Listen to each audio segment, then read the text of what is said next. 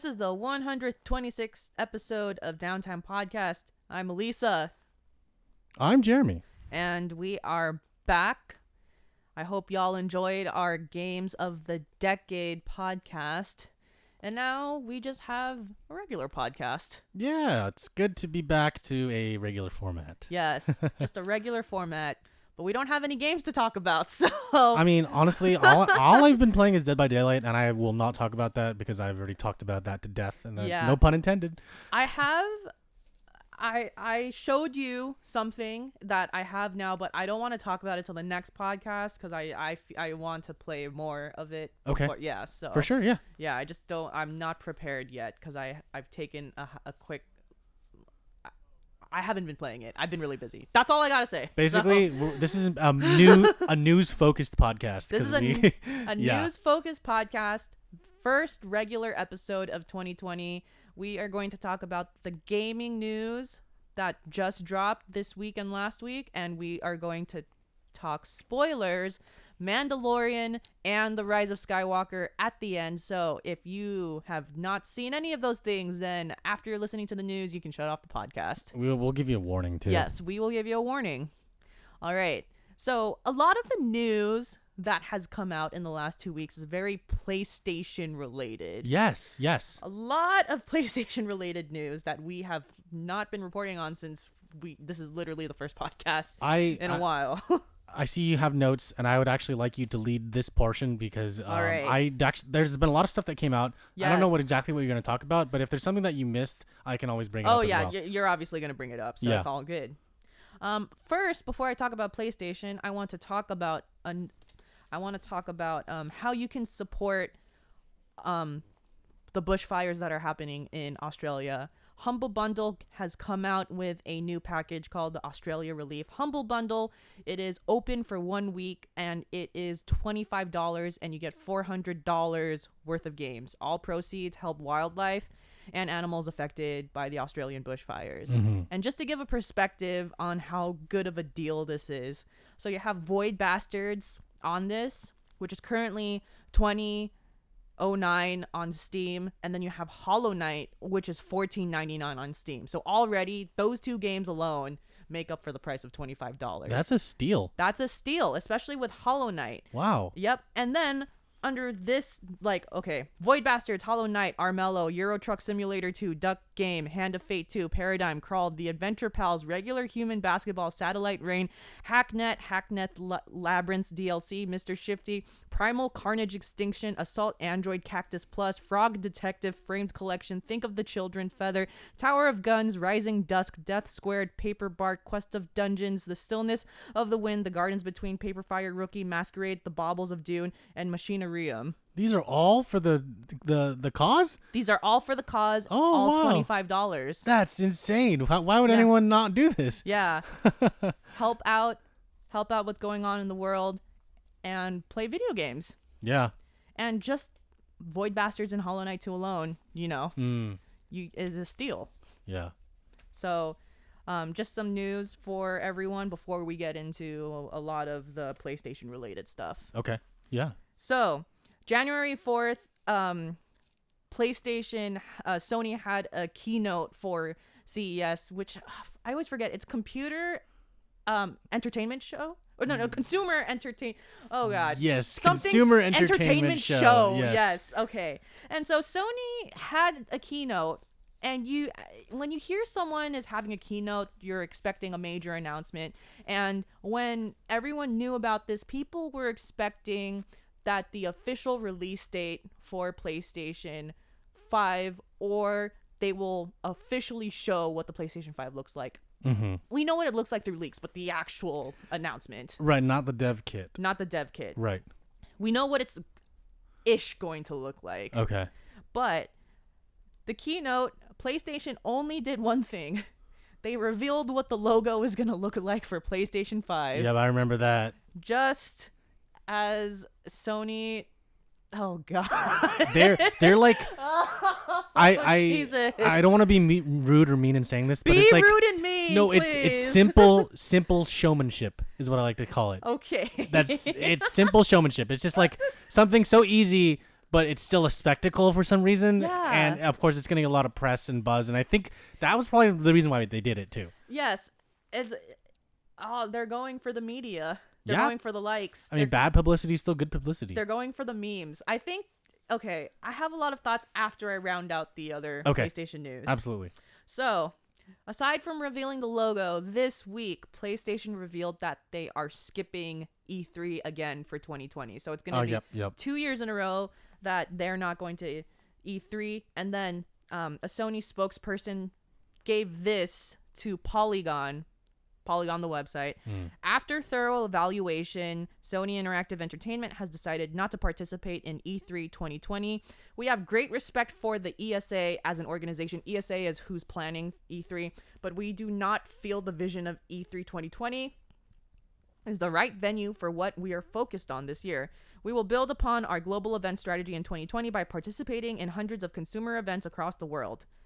Our focus is making sure fans feel part of the PlayStation family and have access to play their favorite content. We have a fantastic lineup, blah, blah, blah. So that's the statement they gave Polygon on why they're not attending E3. And then on top of that, we are also aware that Sony is going to have a special event called Experience PlayStation, right? And it is a month-long event in the Sony New York store, and that's kind of all we know about it because I don't think it's officially opened yet, or it's either it may not have officially opened or it's going to open like in the next couple of days. I'm not quite sure about the details, and they're hosting this. It's a fan event. You can go to it, do whatever, but fans are now speculating like, oh, I wonder if they're going to drop the details we've all been waiting for PlayStation 5 at this event. Okay. And on top of that, people are speculating that PlayStation, now that they actually have a console that's coming out this year, they are going to finally come back with PlayStation Experience, their own expo and convention of PlayStation, which they used to have, and then they also stopped in 2018 and 19. Right. They haven't had it for a while. And last year, for 2019, PlayStation's excuse for not going to E3 was they had nothing to report. That's the reason why. And so this year, Sony has a lot of things, and but that's basically, what do you think about Sony's marketing strategy this time around? I think it's smart, and marketing is all about getting eyes on your product and getting eyes on you. So them not being there kind of puts E3 at a pressure. E3's always been like the hub for video games. Yes. Like it's always been the number one entertainment event for the longest time, but they've kind of refused to grow with the times, with the introduction of the internet, faster speeds, video. Like Nintendo is the same thing. Like they don't really have a presentation. They just show a video. They show demos. Yeah, well, they have demos playable there, but every morning at on Tuesday at 9 a.m. they have a pre-recorded Nintendo Direct video. They don't have new announcements at E3 really. Yeah, I mean, they usually just announce characters for Smash, or they showcase a game. Yeah. But I mean, like sometimes they'll announce like Animal Crossing or whatever. But it's always in the pre-recorded video. It's not really a live thing, like what Bethesda, Ubisoft, Microsoft, what they all do at E3. So I think last year it was really interesting to know that Sony wasn't going to be there, and I was like, okay, I think they're going to continue this trend. So I'm actually not surprised that they're going to not be there this year. That being said, again, I think this is really smart for them to do because it gives them more press, and since they were the best-selling console of this generation, I think that they're really trying to gun and put pressure on being the next biggest selling console for the next generation. They want the PS5 to be what the PS4 was, but more. Either they know exactly what they're doing, or this is fake bravado and it's all gonna tumble down. It's either one of those two things. Exactly. And we won't know until it all comes together. Like certain sports teams, like you win one year and then another team wins the next year. So Sony, even though they won this generation, they didn't win PlayStation 3. Exactly. They may not win the PlayStation 5. So we'll see. Like it really depends, and I think it's up to the consumers and the players to really determine if they want to stick with this or they want to move on to something else. Exactly. One thing I noticed about Sony and its presentation on PlayStation, probably having to do how they changed up the hierarchy and changed their org. Yeah. They were reorging. Sony, a lot of the information that they've released in the past year, they've just dropped information in like random news articles. Like a lot of these things did not have a press conference. I see. It's straight up just like it came on Twitter or there was an article that was released. Right. Yeah. So or like trailer dropped on YouTube or something. Exactly. Yeah. So Sony might be trying to, adapt because they used to be very rigid. Yeah. Very formal. Everyone knows Sony as the brand that is much more sleek's not the word I'm looking for because that's totally like not related to this, but they're very proper and by the book. Oh yeah, very Japanese. Yes. And so this time around, I think they're making moves to adapt to the international market. Yeah. And even they've already released so many things international. Like a lot of people play PlayStation, but even more, they're trying to like the meme of the guy from Malcolm, the principal from Malcolm in the Middle. Oh, okay. How are you young folks doing? Oh, yeah. With the skateboard. Hello, how do you do, fellow kids? Like there you go. How do you do, fellow kids? Yeah. That's what it feels like PlayStation is doing. Mm-hmm. For their branding of PlayStation 5. Right. And, I get it. I appreciate it. And it's giving them the attention and the edge that they need. Yes. So more power to you. I mean, Yeah. if they're gonna go in that direction, Sega and Nintendo had that kind of like Sega does what Nintendo don't kind of thing happening in the early 90s, and so I really think that they're video games kind of have to have this certain cheesiness to it. Like when you think about a gamer on like a TV show, like let's say like NCIS or something, like you see them playing like a racing game, a shooting game, or like some platforming action game or whatever. You kind of think like, oh, like that's not what all gamers do or what they look like, Yeah. So I think PlayStation's just trying to, again, to your comment before, like add fuel to the fire that is the meme machine. Yes. So, I mean, again, more power to them. I hope that this does give them an edge and do well. I am kind of more Sony biased because I don't own an Xbox and I don't really have an interest in playing any Xbox games. But, I mean, with the Project Scarlet or the Xbox One X Series S or whatever it's called, that was released, everyone's just calling it a PC. I mean, Sony or Microsoft already showed what their console looks like and what it can do internally. And Microsoft, I guess, is trying to do something similar, but like a lot less sleek than what Microsoft did. So because that's not Microsoft's sleekness is not Microsoft's brand. Right. Yeah. I'm really interested to see who wins the console wars for this generation. Yep. Definitely won't leave Microsoft out because, like I said, either Sony knows exactly what it's doing or Sony has no idea what it's doing. True. So we won't find out until the end of the year. Where do you think Nintendo is in all this? Nintendo is just chilling because Nintendo. I've said this a few times, but the Switch is just not because the thing is, people will either own an Xbox or a PlayStation, but almost all of them at least own a Switch. Right. So like Nintendo's perfectly fine, and like all of these companies, for example, Rockstar has LA Noire on the Switch. Just all of these different games are available on it. And there's always going to be a market for portable. Everyone will always have a portable, or it's not everyone, but you know what I mean. Yeah. I don't think Nintendo's sweating in any way whatsoever. Yeah, I like how Nintendo is always a mainstay. Yes. We've talked about how they're kind of like the Disney of the video game world. Yeah. Everyone likes them. Like few people hate them. They'll always finish third, but they'll still make a lot of money from it. You know, like you have Sony and Microsoft in first and second, and you have Nintendo in third, but they're always going to be consistent. there. Yeah, they're always going to be third. That's the thing. Microsoft and Sony might change first place and second place every now and then, but Nintendo will always be there. They'll always be selling games. Doesn't matter what the hardware is because people will still buy it, you know? Exactly. People can exclude buying a PS or a PlayStation or an Xbox, but a lot of people will always have that Nintendo console in their back pocket, you know, literally and figuratively speaking. Yeah, they always have software that's really popular. It's a kind of a mainstay.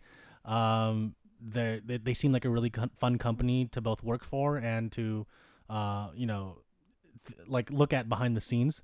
So yeah, no, I think that I do also think that Nintendo is always going to be doing well. I think that Sony wants the marketing that Nintendo has. I think Nintendo has done a great job marketing, and I think Sony wants that. Oh yeah, totally. I mean, yeah, when Reggie was president, there were a lot of memes, of course, that came out. He was a part of a lot of other YouTubers' videos, like doing funny skits or saying something silly, and you know, it was still on brand with Nintendo. Yes. But it also brought more people's eyes onto who he is as a person. And you know, Nintendo is very personable, not just through their games, but through their people. You know, their CEO is named Doug Bowser. Like, how much more do you need? Nintendo's brand is personable and family. Yeah, absolutely. And PlayStation is going off brand for sure. Yes. This time around. Yes. And I'm going to be interested to see what other moves they make this year. Me too. Yeah. This is going to be a great year for games. Yeah. If they come out. Which leads to our next topic. Yes. Oh God. Okay. There were like 20 games coming out in March and not October, March and April of this year. There were like 20 games coming out. Yep. Now they're like not coming out anymore. They've all been delayed. I'm so disappointed in one of them, but I know which one you're going to mention. I mean, I have a list of everything that was delayed. Yes. So I'm probably going to mention at least one of them. Okay. So, Cyberpunk. Oh, that's the one. Yeah. All right. That pains me the most. I did it because I really wanted to play that game like soon. Okay. So what's annoying for me about this Cyberpunk one is because I planned that April I was going to play Cyberpunk. Me too. Like I had this all figured out, and then now I'm not going to play it anymore. So it's like, okay, I guess I'm playing it in September. Got delayed to September, and I'm like, yep. I have other plans. I know. What they said, at least, is that they're working on polishing it. They've said the runtime and the game time of Cyberpunk is going to be shorter than The Witcher. Okay. And I've heard that The Witcher is long. From just reading about it and everything. Okay. So I wonder how long Cyberpunk actually is going to be. And then they have confirmed that Cyberpunk is not a next gen release. It is going to stay in 4th gen. Okay. So yeah, September 17th is the new date for Cyberpunk. Yeah, God, that was really disappointing when they announced that. I was like, ugh. Oh, I guess I'm not playing this anymore. Yeah, that's how I felt too. I'm so disappointed, but I mean, knowing CD Projekt Red, they always do a good job. So if they need a few months, I'll give them a few months because I know they're gonna polish the game even further. Oh yeah, they have the as they say, as the young kids say, the clout to do that. Yep. Another game that was delayed is Marvel's Avenger game. It was going to come out on March 3rd, 2020. Squeenix game. It is now September 4th, 2020. I don't really have a direct opinion on that. I don't either. I'm just like, okay, whatever. All right. This one is interesting.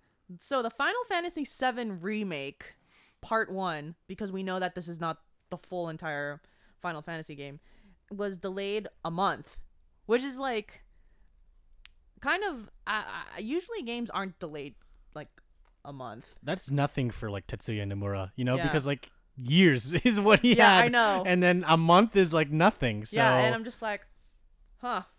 The last time I heard of a game delayed for a month, it was because they were figuring out the marketing for that game. Which one of the Yakuza games was delayed a month. I remember that. Or was it Judgment? I don't remember which one it was, but one of them was delayed, but the game was already done. It was just that they were figuring out like promos for it. I feel like it was either Kiwami 2.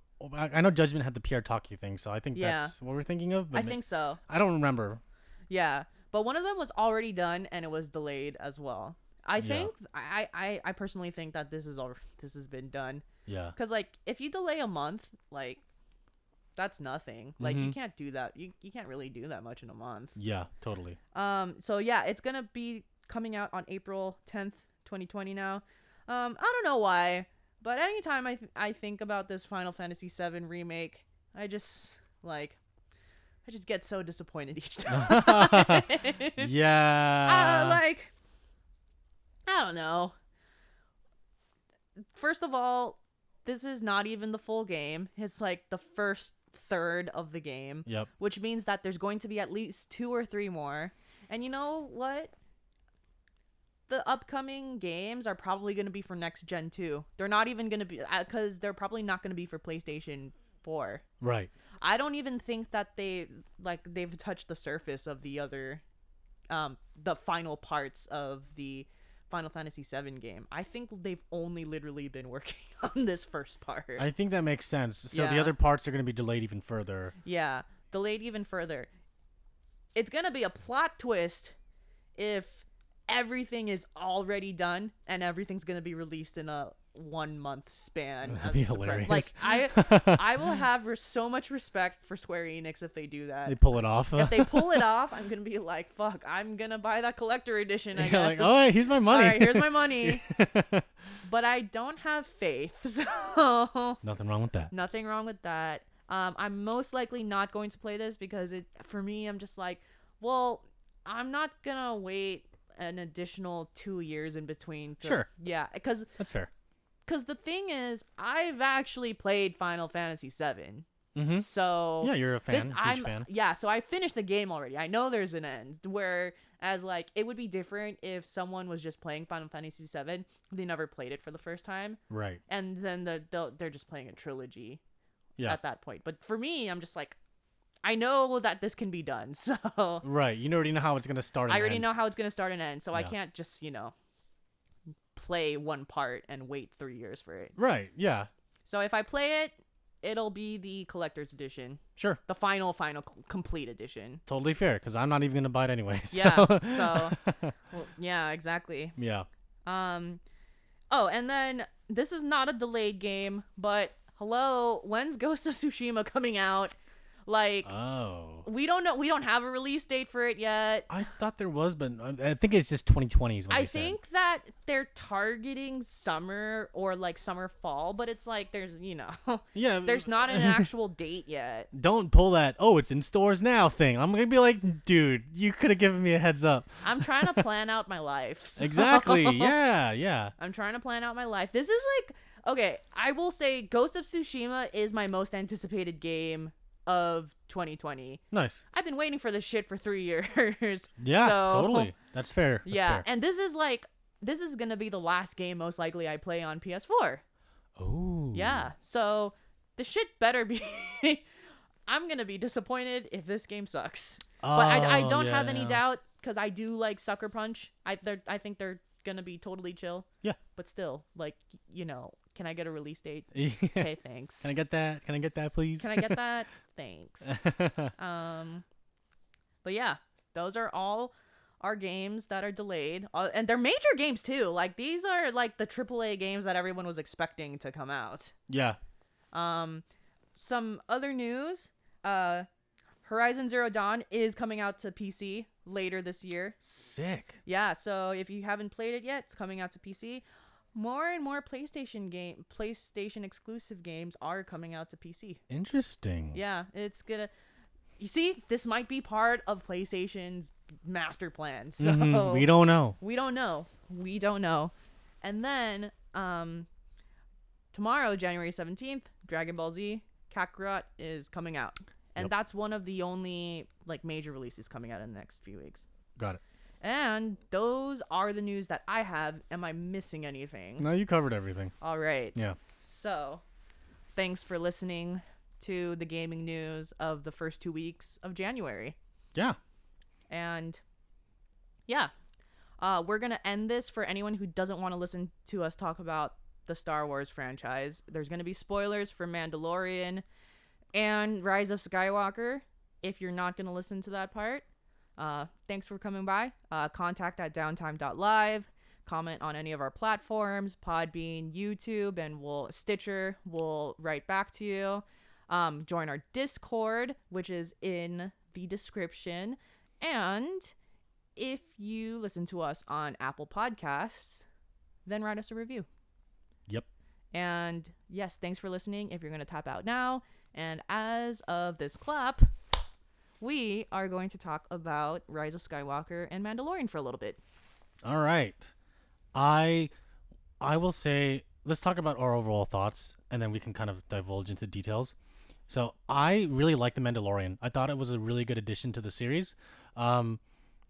I like how grounded it feels and how analog it feels, because it's supposed to be taking place 5 years after Return of the Jedi. Yes. So the technology and all the props and all that look like very similar to the original trilogy movies. And I think Jon Favreau... I was about to say, I think it's because Jon Favreau is a huge Star Wars fan. Yep, and of course you have Dave Filoni, who directed some of the episodes, who of course did the Clone Wars and little bits of Rebels, and he's a huge person within Lucasfilm. He's of course a huge Star Wars fan. So him and Jon Favreau together kind of concepted what the overall look and feel of the series is.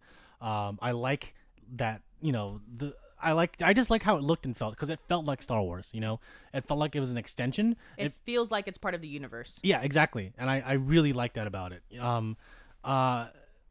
It's really hard to kind of capture that, I know. And I know the sequel movies definitely do a good job of kind of capturing that, like, post-Episode 6 world. But I think The Mandalorian, of course, does it a lot better than The Rise of Skywalker. Yes. I have not seen the whole Skywalker franchise until the last 2 months. Okay. Leading up until episode 9. Oh, awesome. And then 2 months ago, I was like, I should probably watch everything because Mandalorian's coming out. Yep. Rise of Skywalker's coming out. I was like, this is probably important for a lot of reasons. So I watched everything for the first time. Nice. And what I like about Mandalorian is one of the reasons why I like the original trilogy.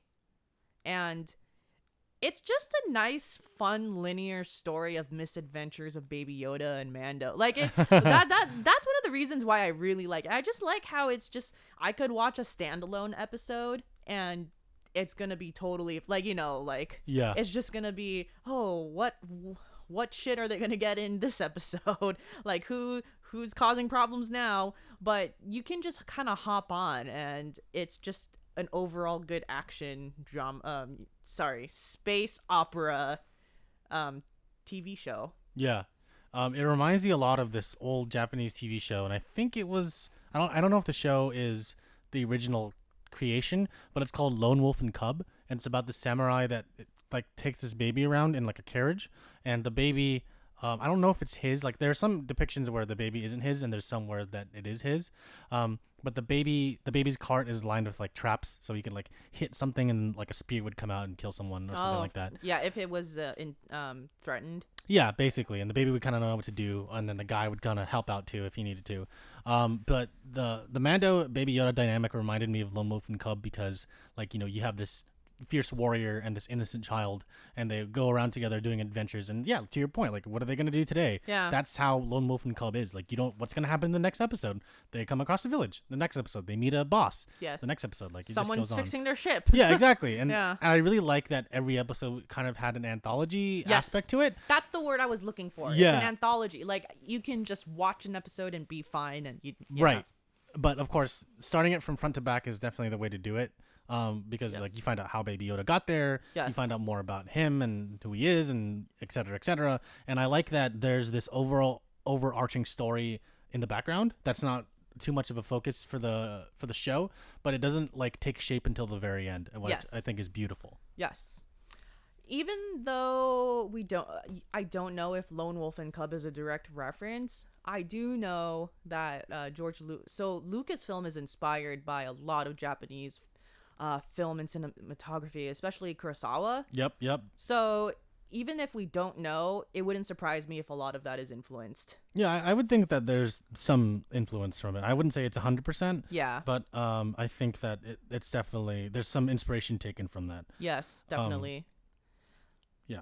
And a really underrated aspect of the show that I never hear people talk about, but this is actually one of the reasons why I love the show. Yeah. I love the soundtrack. The music is excellent. The music, I like how they incorporated. John Williams is the original composer For the overall themes of Star Wars, yes, but I don't know for the show specifically. Oh no, so I was about to say, what Ludwig Göransson is the composer of Mando, and what I like is it incorporates the Star Wars feel, but also sounds like cowboy western music. Absolutely, and that's one of the I love the Mandalorian credits song. Yeah, it's oh my god, anytime I hear it, it just feels so badass. Oh yeah, it gives me a lot of good feels of like, oh, look at this outlaw. Yeah. Baby Yoda. Like, what are they up to next? Yeah. I think that the Mandalorian theme is one of my favorite TV show soundtrack pieces I've heard in a very, very long time. Likewise. Yes. Yeah. Building off of that, something I really like about The Mandalorian is that it's not afraid to kill off seemingly important characters. Oh my god, when they killed off oh god, what was his name? The Ugonaut? Yeah. I don't remember his name. I don't remember his name. I just know it's Nick Nolte. Like, yeah, the actor's Nick Nolte's name, character. When they actually killed him off, I was like, he's not gonna be in season 2. I know. I was like what? I wanted Mando to have a crew, I know. Oh my god, that was shocking for sure. Same. Yes, I totally agree with that. Also, I like jumped when I found out that the main villain of the series, Moff Gideon, is Giancarlo Esposito. Because I am a huge Breaking Bad fan. Yeah. And I think that he is an excellent actor, and I love when he plays villain roles. Because I think he is one of the best actors to do a smart, intelligent villain and antagonist. Like cold, calculating. Yep, yeah, exactly. He's great. Yep. He is going to be a huge character in The Boys also, if anyone watches The Boys. And I just love how he plays... I just love how he always plays the villain role. Yeah, he's good. Yes. Really quick side note. Did you watch El Camino? I did watch El Camino. It was so good, right?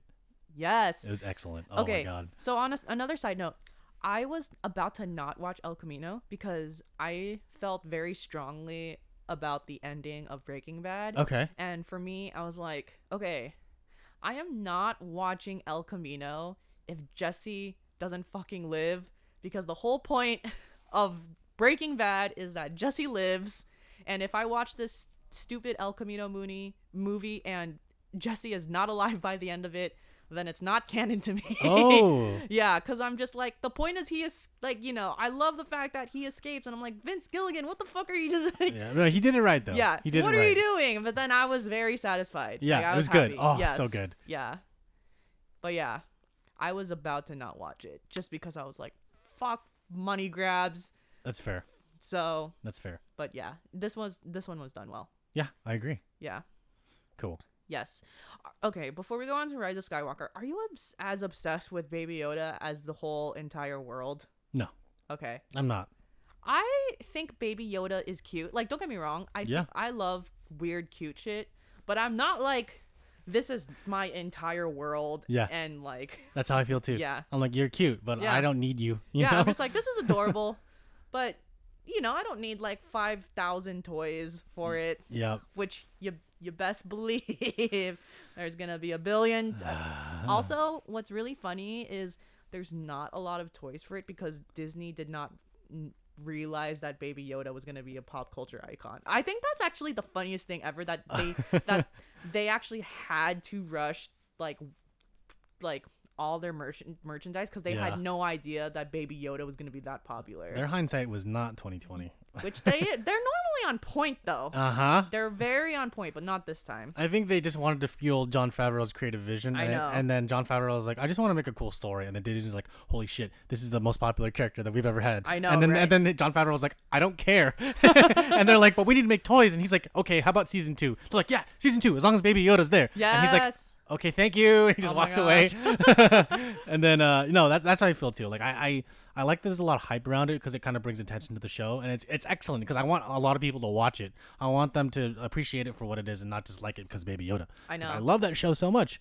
I think it's a great show to get into the Star Wars universe without watching the movies. Like if you like, absolutely. In the situation that you didn't want to watch the movies, this is like perfectly fine to just watch by itself. Like, yeah, totally. It's just a regular TV show in space. If you know. 100%. Yeah. Yeah. So I think it's I think that they're doing a good job with the show so far, and I like the overall quality of it. Oh, totally. Okay, Rise of Skywalker.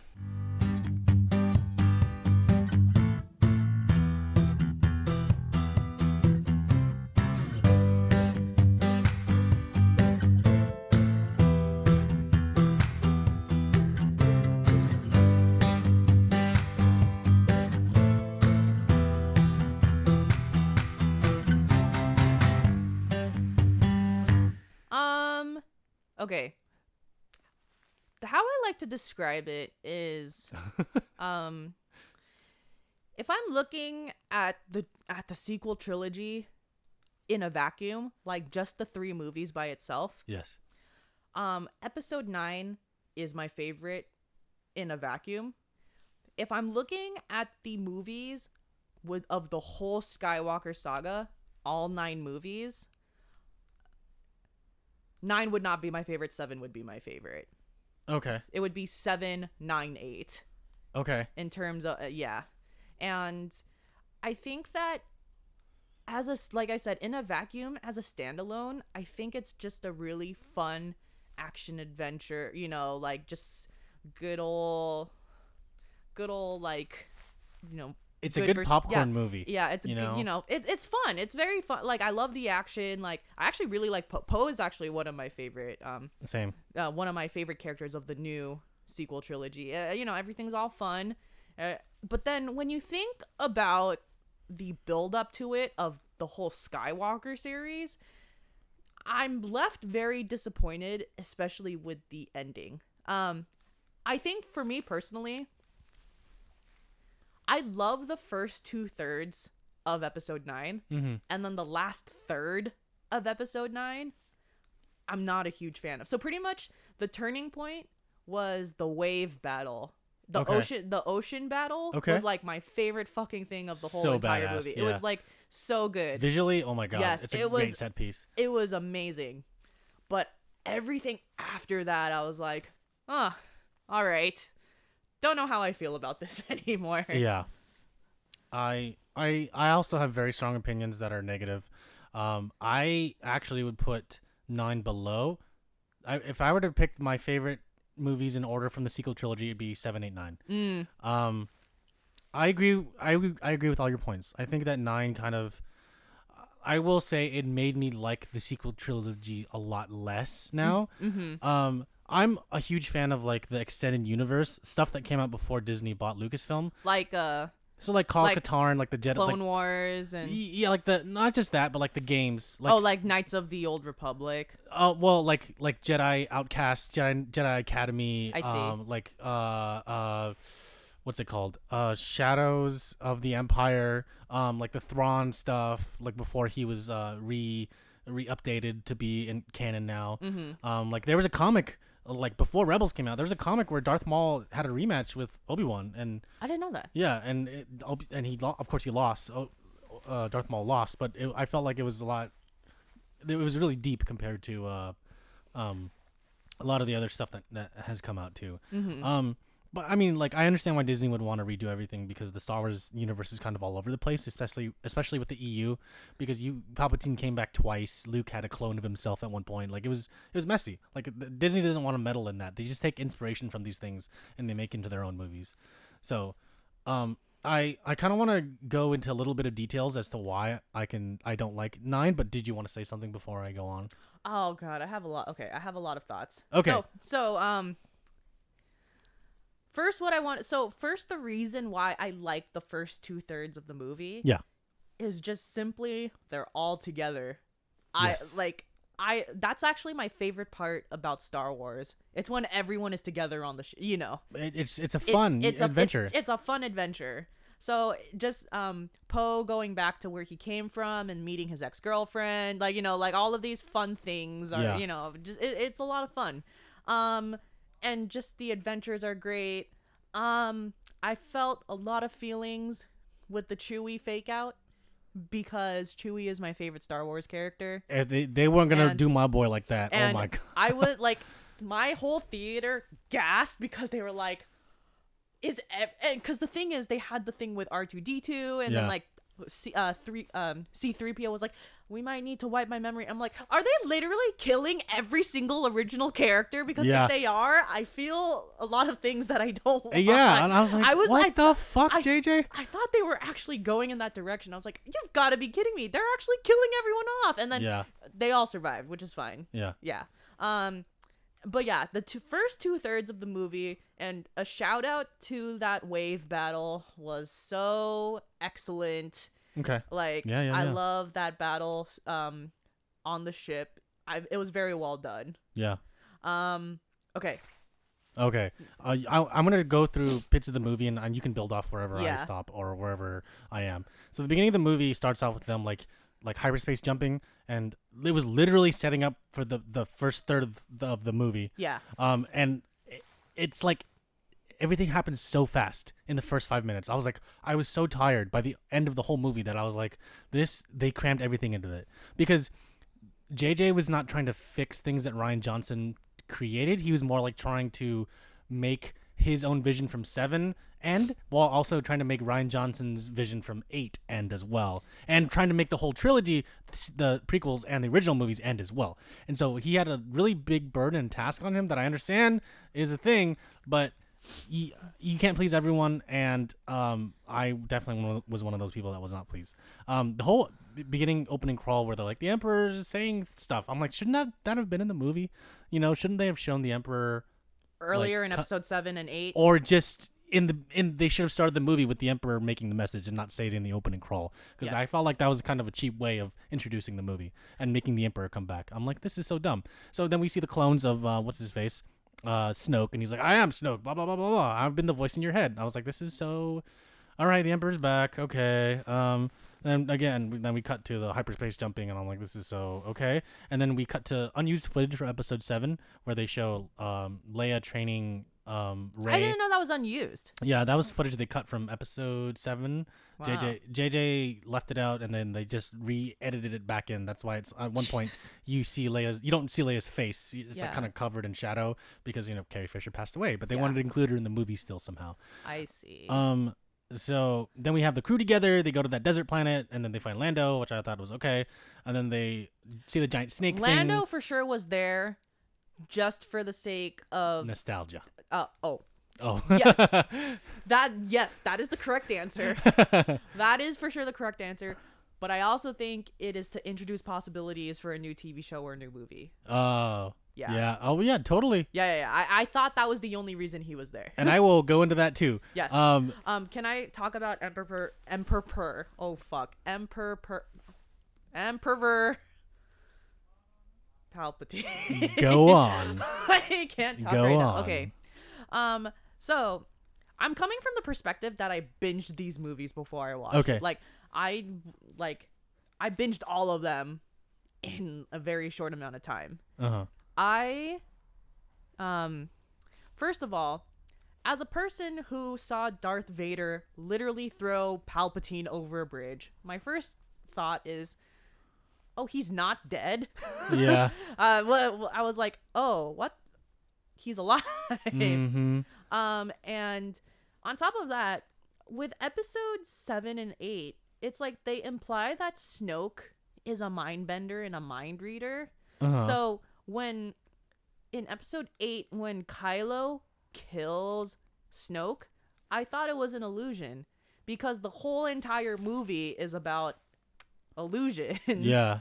So I was like, oh, Snoke is gonna come back in episode 9 because that Sure. literally like makes, you know, like he didn't just die because like it would have been a bigger fight. You know what I mean? Yeah. And then to find out that like, oh, Snoke is an imagination of the Emperor, I was like, y'all should have just like kept Snoke as the main villain, like, you know, who that just believes in Palpatine stuff. Or if Palpatine was a thing, I feel like it should have been more heavily hinted at in like episode 7 and 8 that, oh, Totally. he's actually not dead. But I also am just like, so he's literally plugged in and that's how he's alive, which is weird. I feel like it should have just been a spirit or a ghost.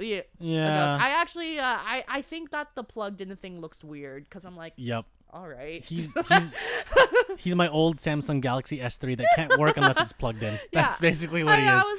I was like, okay, I guess. I think that if you brought back Palpatine, he should have been a spirit, in my opinion. Yeah, I could see that. I think that would have been a better plot device. And of course, alluding to him earlier in other movies was also something that should have been done. Yeah.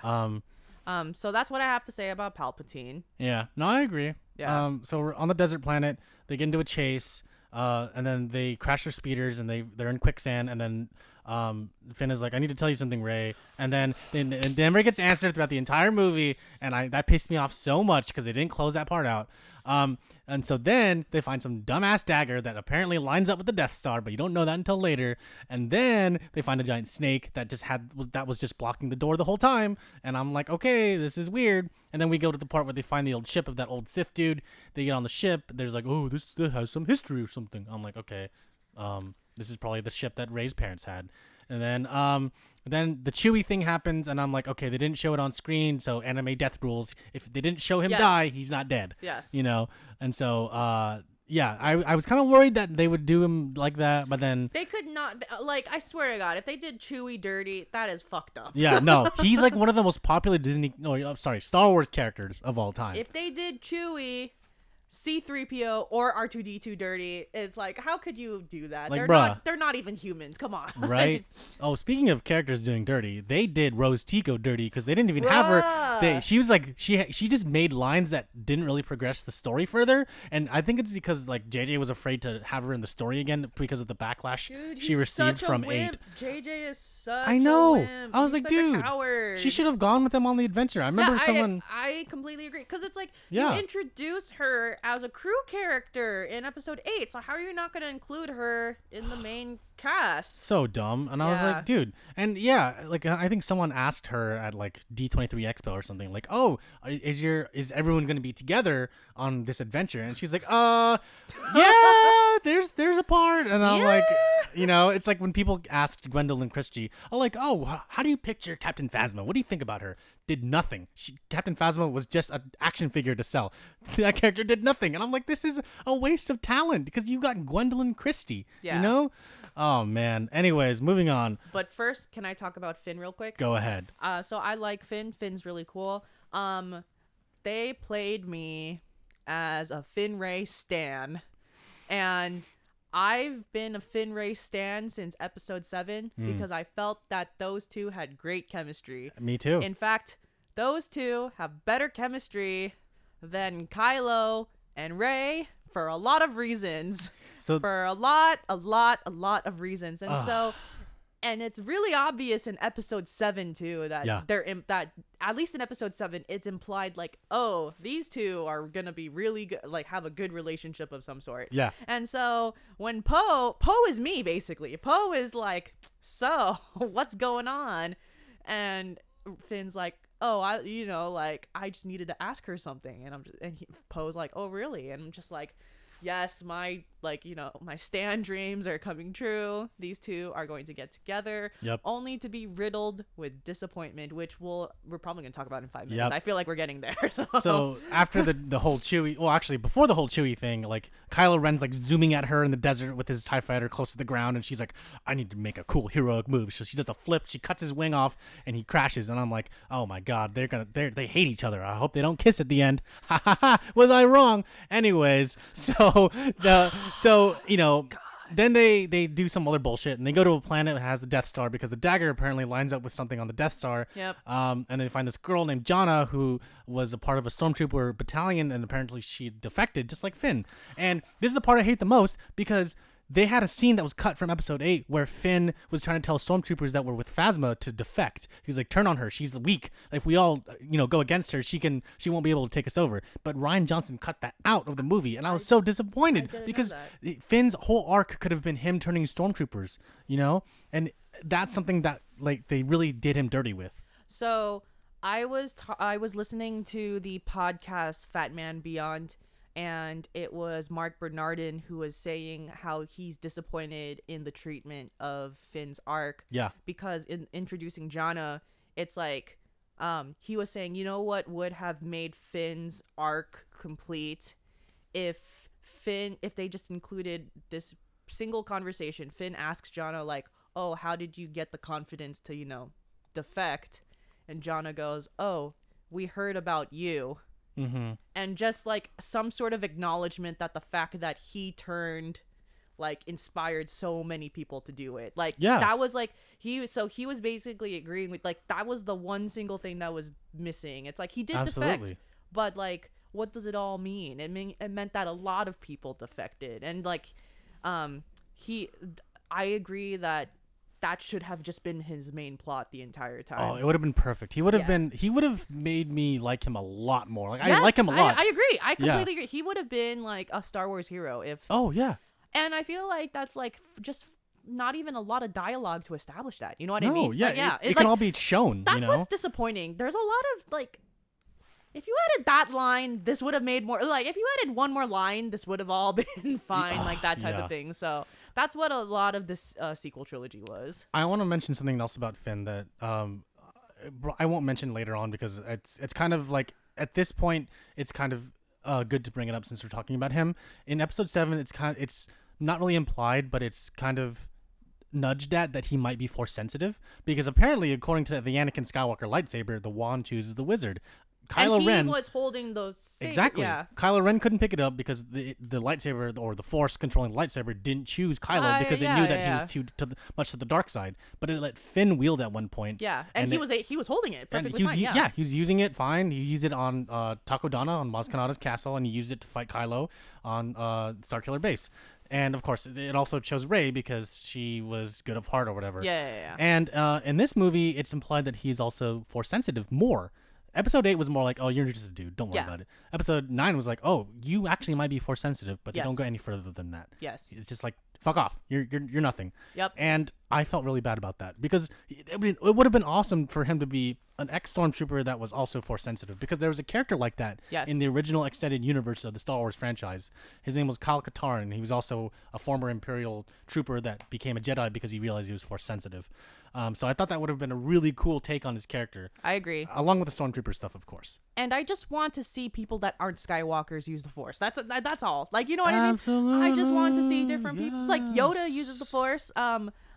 Mace Windu uses the Force. I just want to see other people use the Force. Absolutely. That's all.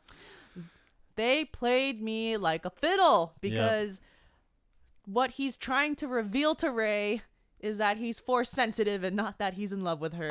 Exactly. And I was like, y'all, go on. Just go on. So we're on the Endor planet, not the moon of Endor, but another moon of Endor, where the Death Star wreckage is, because that's where the end of episode 6 happened, and the wreckage of the Death Star, apparently when it blows up, it gets it gets in the gravity of another planet and goes there. So we're on there. They use the dagger to look at the thing, and they're like, we're gonna go to tomorrow because the waves are too rough. And then they're like, oh no, Rey is already taking a boat to go to the thing. And they're like, okay, whatever, blah blah blah. We gotta find the Sith thing. Actually, I skipped the whole entire part where they go to that one planet and see Poe's ex-girlfriend, and then they're like, we need. That's fine. Yeah, we don't really have to talk about that. Yeah, that whole part was like, oh, C-3PO, blah blah blah. It was just fun stuff. So yeah. So anyways. We're on the water planet, then the whole thing happens where she catches the lightsaber and she stabs Kylo, and then she heals him, and then that kind of had a change of heart for him. Yeah. So then they leave. I really like the scene where he's standing looking over the ocean, and then we hear Han Solo's voice. Yes. I was like, oh my god, that Kylo Ren is the character that has the most complete arc in the whole sequel trilogy movies. Of course. And I thought that was a really good fitting end for him, because the person that he loved the most and also killed is the person that is trying to tell him to come back. Yes. And I thought that fit really well. Yes. Although arguably it could have also been Luke that could have been the person that caught her back. Well, whatever. It could have been his mom. Whatever. So yeah, I thought that everything came full circle for him. Then he threw his lightsaber into the water, and then he Rey escapes and goes to Exegol by herself, and she meets Palpatine, and then Palpatine's like, "Guess what? You're my granddaughter. Your parents were my children." And then I'm like, okay, who the hell did he fuck to get children? Oh Lord. And then Kylo Ren becomes Ben Solo again, and then they do the whole thing where like she force teleports the lightsaber to him, and he pulls it out, fights the Knights of Ren. That was my whole. That was definitely my favorite part of that battle when they did that. I was like, okay, that's cool. Yeah. I acknowledge that was awesome. Yep. And all the meanwhile, we have the rest of the Resistance gathering a bunch of ships to fight the thousands of the Star Destroyers that are there that all have Death Star lasers. Yes. I thought it was so dumb that at the end of episode 8, they're like, we need to send a distress call. So Leia sent one out. No one came. It took 2 hours for Lando and Chewie to go around the whole galaxy and gather a bunch of people. Yeah. Hey, you got to do what you got to do. The dude has clout. Yeah, it takes 2 hours sometimes. So. Or maybe a whole movie. Yeah, I don't know. Yeah, you know. So they're fighting up on the top, and we got Ben and we got Rey fighting Palpatine on the bottom, and I really thought that they were going to have an awesome epic lightsaber battle again, and I was so disappointed when they didn't have a lightsaber battle with Palpatine. You know what was even more disappointing?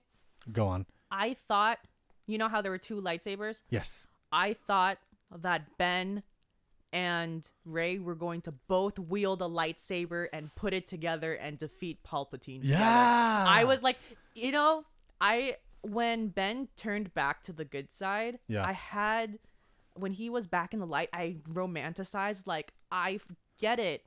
The Rise of Skywalker is about Ben, because everyone's like, I was like doing this mental gymnastics in my head. I was like, this is epic. This is what the whole movie's about, because Ben is the last Skywalker and he's finally back to the light, and this is his right. Like, this is gonna happen. And then like when they had the 2 lightsabers revealed, I was like, fuck, these 2 are gonna kill him together. Like, I had this all in my head, and I'm just like, this is actually pretty cool. Like, I like how this is like leading up to. I thought the same thing. I was like, this is awesome. This is like perfect. I'm so excited for it. None of that happened. Yep.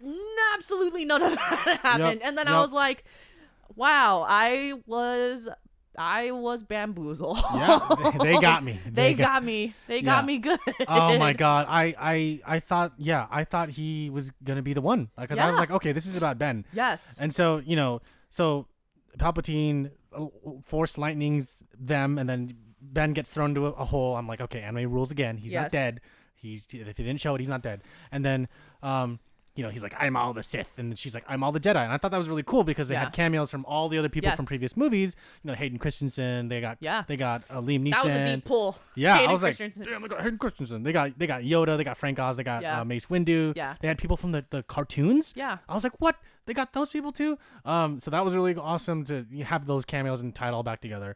But that didn't make up for anything else that happened for the rest of the scene. Yes. So then she, directs the lightning back at him, and then he dies, and then Ben comes back, and then she dies, and then Ben's like, okay, I can see you're already like in the pose. Elisa's doing one of those, like, I'm gonna put my head over my forehead because I can't take what's gonna happen next. So then Ben's like, all right, you heal me, I heal you. So he heals her. She comes back to life.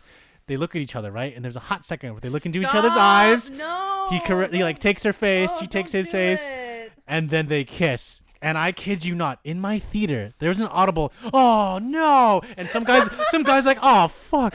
And then I started laughing. There are other people laughing. People are like, oh no! In my theater, like no one was happy in my theater. Like in my theater, it was like a collective gasp, but not like a. It was more like a. What? Like, yeah, exactly. Like, I was like, it was a gasp of disgust. Because when did at any point that these 2 have any sexual chemistry? Yeah. When did they? What the fuck? Yeah. When did they ever have any signs of liking each other? Yeah. And why? So before I watched episode 9. I saw Rogue One for the first time, which, by the way, is an excellent movie. But we're not so good. it's a really good movie. Yes. So in Rogue One, Jin and Cassian, the elevator where they're going down to the beach. Yes, they're going back down to the beach. The planet is about to explode. They both know that they're about to die and that they saved the rebellion. Yep. And they look at each other and they give each other this look. And it's a look of satisfaction that, holy crap, we did it. And we did it together. He even like grabs her face like in a way he's going to kiss her. But you know what they do? They hug. Yeah. A hug of just like, we did it. Like the Hot Ones meme. Look at us. Yeah. Did you think? I didn't. Yep. Like, that was basically what that scene was. But it was a scene of like such just respect and just like, look at what we did together and like, holy crap, like, I did it. I feel that scene would have been more powerful if the two of them just hugged, because it would have. Yeah. Okay, there's a lot of things. First, I feel like Ben should have been part of killing Palpatine in the first place. Yes. It should have been a dual wielding. They should have just hugged, and it would have been like really great. Like I would have felt more impacted by that if they just hugged. Yeah. And lastly, Ben should not have died, because I was like, bitch, what the fuck? Everything. Why is it that everything I guessed about this movie is wrong? When he died, I was like, wait, why is it called Rise of Skywalker then? Yeah, no, okay. I was like, wait a second. I was like, what is going on? Why is this happening? So after they kiss, he lies down and he disappears and his clothes are just there. I'm like, oh shit, what the fuck? And then Rey's just like, fuck, now he just ghosted me, literally. Yeah. They all come back. She goes back to Tatooine.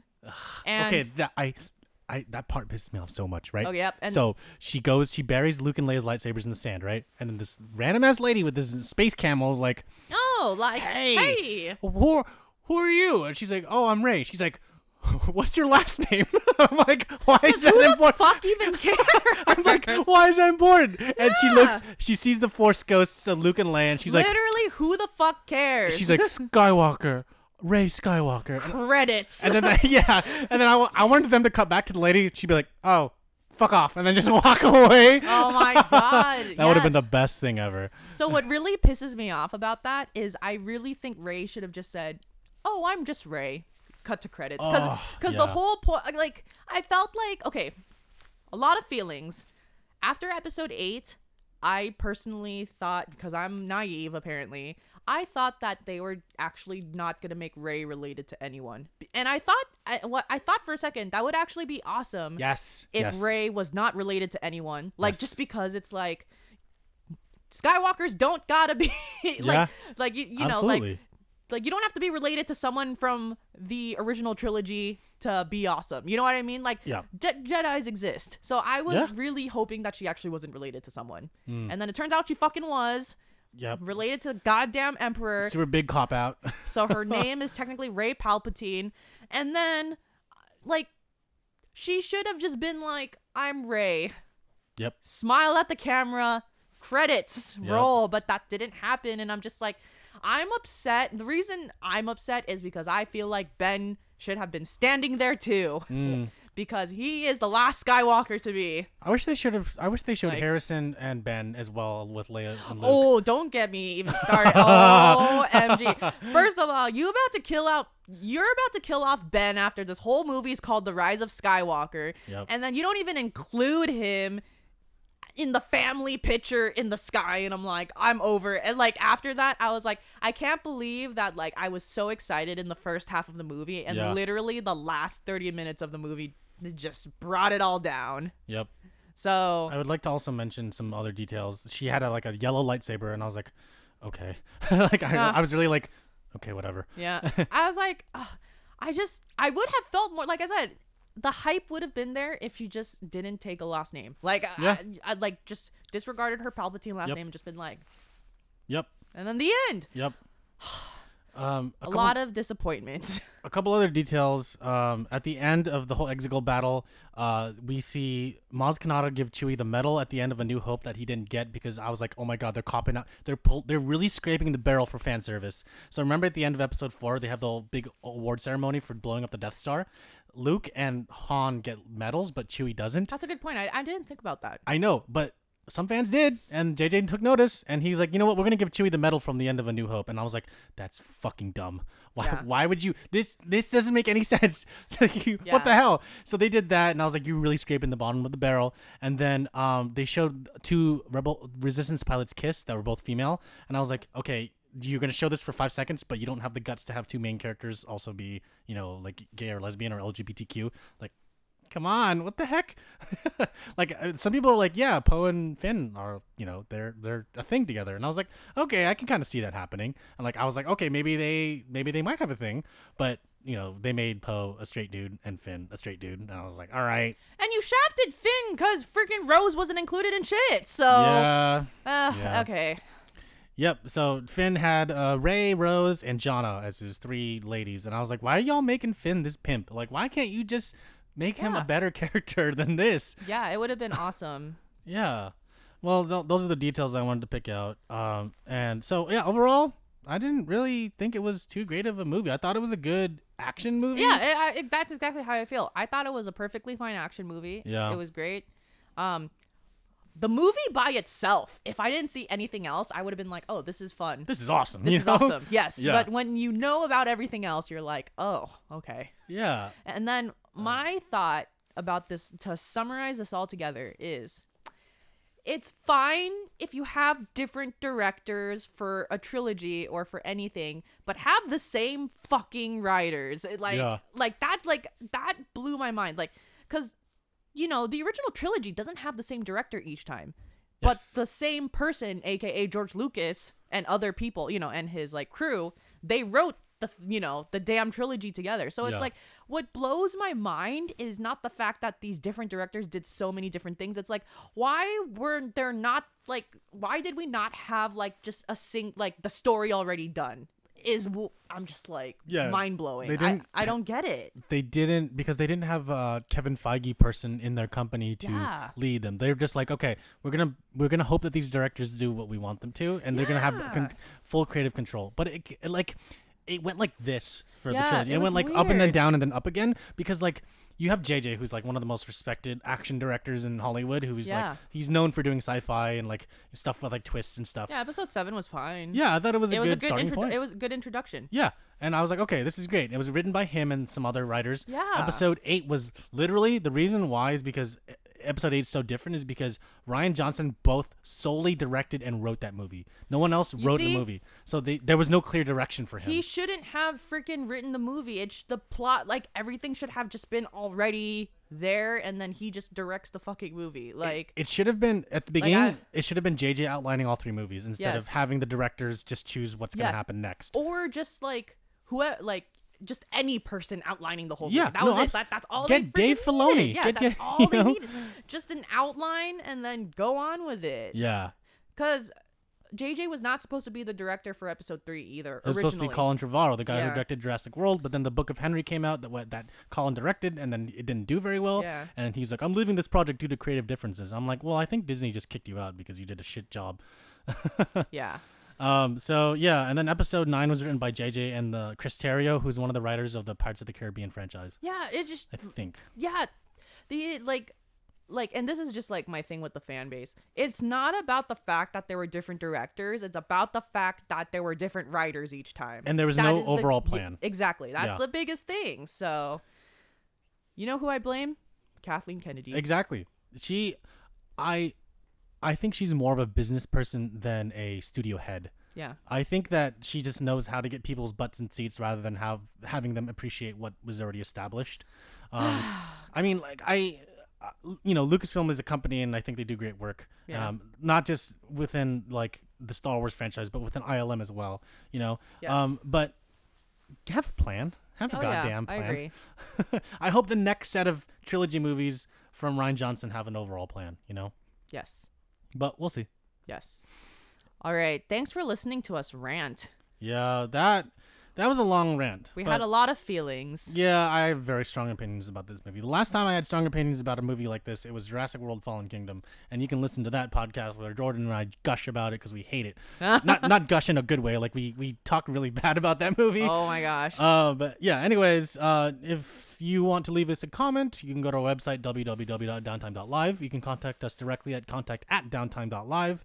You can find our Discord in the description of this video. You can also leave a comment on YouTube, Stitcher, Podbean, anywhere that this podcast is hosted. Yes. We're also on Apple Music /iTunes, and you can leave us a review there, and we'll read all of it on the podcast. Within our Discord, you can also leave questions or comments as well, and we'll not leave those out.